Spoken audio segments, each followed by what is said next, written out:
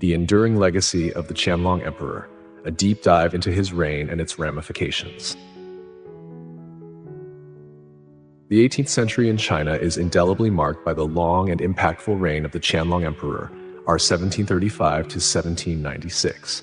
His 60-year tenure, followed by a symbolic retirement out of respect for his grandfather, the Kangxi Emperor's own 61-year reign, represents a pivotal era in the Qing Dynasty and Chinese history as a whole. Qianlong was not merely a figurehead. He was an active and engaged ruler who left an indelible mark on the political landscape, cultural sphere, and territorial boundaries of his vast empire. To truly grasp his significance, we must delve into the various facets of his reign, acknowledging both the zenith of Qing power he oversaw and the latent challenges that began to emerge during his time. Early life and ascension. Born Hongli in 1711, the future Qianlong Emperor was the fourth son of Prince Yongzheng, who would later become the Yongzheng Emperor. Even as a young prince, Hongli displayed exceptional intellect and a keen interest in learning. His grandfather, the Kangxi Emperor, a towering figure in Qing history, took particular notice of him. Impressed by his grandson's intelligence and bearing, Kangxi personally oversaw his education and often kept him at court. This early exposure to the intricacies of imperial governance and the favor of a highly respected emperor undoubtedly shaped Hongli's future. Upon the sudden death of the Yongzheng Emperor in 1735, Hongli ascended the throne at the age of 24, adopting the reign title Qianlong, meaning lasting eminence. His early years as emperor were characterized by a continuation of his father's policies, aimed at consolidating power, streamlining the bureaucracy, and ensuring the stability of the empire. He inherited a relatively prosperous state thanks to the foundations laid by Kangxi and the rigorous reforms of Yongzheng. Territorial expansion and military campaigns. One of the most defining aspects of the Qianlong Emperor's reign was the significant territorial expansion of the Qing Empire. Through a series of ambitious and often successful military campaigns, Qianlong brought vast new territories under Qing control. These included the suppression of the Dzunghar Khanate, the long and arduous campaigns against the Dzunghar Mongols in what is now Xinjiang resulted in their eventual subjugation and the incorporation of this strategically important region into the Qing Empire. This expansion secured the empire's northwestern frontier and opened up new trade routes.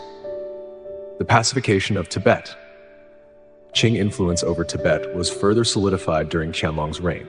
Military interventions ensured the dominance of the Dalai Lama and the establishment of a Qing resident official, Amban, to oversee Tibetan affairs. The conquest of the Jinchuan regions. Two protracted and costly campaigns against the rebellious Jinchuan tribes in Sichuan province tested the limits of the Qing military, but ultimately resulted in their defeat and the further integration of the southwest. Expansion into Southeast Asia. While not direct conquests, Qianlong's reign saw Qing influence extend into regions of Southeast Asia, with tributary relationships established with several kingdoms. These military successes contributed to a sense of imperial power and prestige, projecting an image of China as a dominant force in East Asia. However, these campaigns were also expensive in terms of both human lives and financial resources, laying a potential strain on the imperial treasury in the long run. Cultural patronage and intellectual control. The Qianlong Emperor was a fervent patron of the arts and culture. He was a prolific poet himself, although his literary merit is often debated. He was a keen calligrapher and an avid collector of paintings, ceramics, and other artifacts. His passion for art led to the expansion of the imperial collections and the commissioning of numerous grand artistic projects.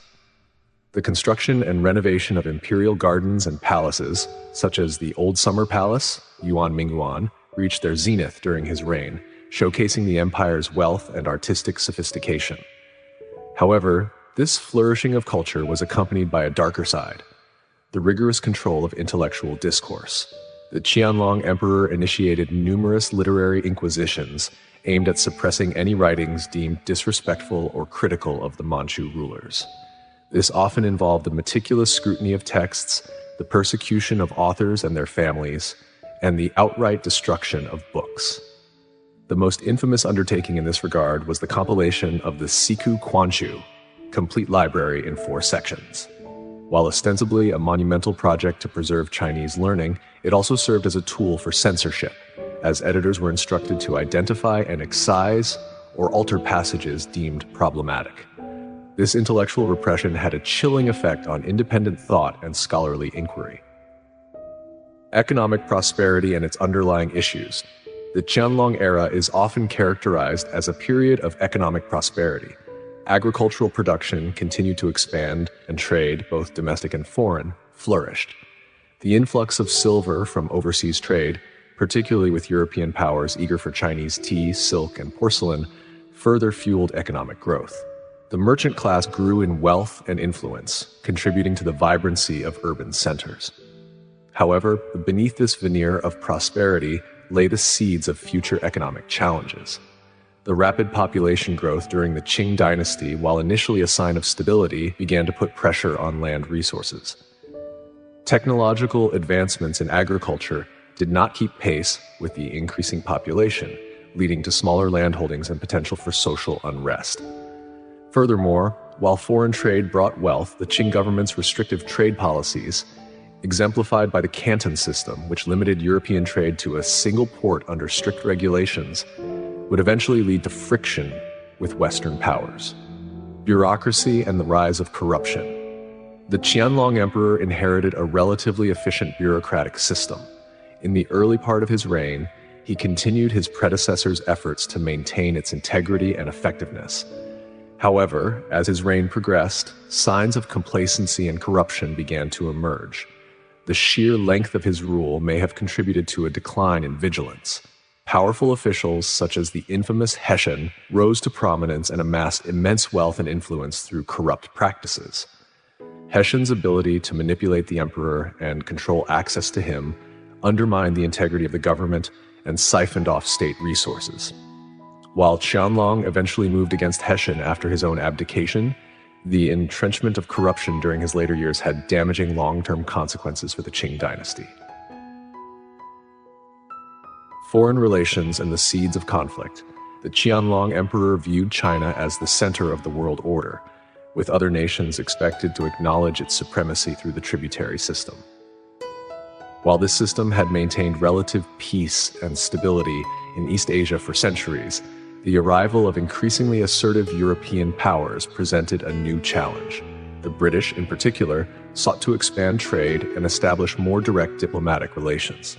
The Macartney Embassy of 1793, led by Lord George Macartney, aimed to negotiate a treaty that would grant Britain greater access to Chinese markets. However, Qianlong, confident in China's self-sufficiency and adhering to traditional protocols, rebuffed the British demands. This missed opportunity for engagement, and the Qing's adherence to an outdated worldview would have significant repercussions in the 19th century. The twilight of the reign and abdication. As Qianlong aged, his grip on the intricacies of governance seemingly loosened. He became more susceptible to the influence of corrupt officials like Heshen and less tolerant of dissenting opinions. Despite the growing internal and external challenges, the image of an invincible and prosperous empire was carefully maintained. In 1796, after 60 years on the throne, Qianlong abdicated in favor of his son, the Jiaqing Emperor. This act was done out of respect for his grandfather, the Kangxi Emperor, whose reign was the longest in Qing history. However, even in retirement, Qianlong continued to wield considerable influence behind the scenes until his death in 1799. Long-term consequences and historical assessment. The reign of the Qianlong Emperor is a complex and often contradictory period in Chinese history.